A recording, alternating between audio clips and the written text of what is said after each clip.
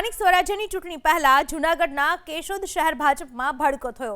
પાર્ટીના નિર્ણયથી નારાજ થઈને પૂર્વ નગર સેવિકા સહિત કુલ 12 જેટલી મહિલા કાર્યકરોએ એક સાથે રાજીનામા ધરી દીધા।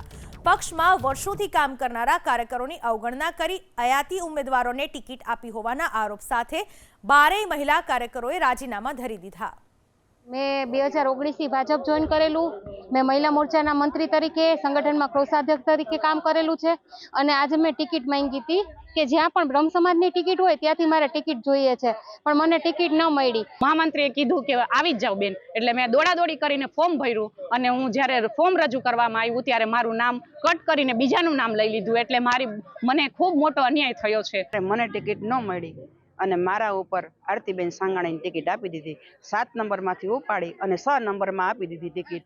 એટલે અમારે શું સમજવાનું, અમારે આ જ કામ કરવાનું છે। અમારી શું કારકિર્દી, હું 20 વર્ષથી આ ભાજપમાં કામ, જેને ટિકિટ આપી એનું બધું જોઉં તો ખરી કે પાછળ એનું શું છે બધું।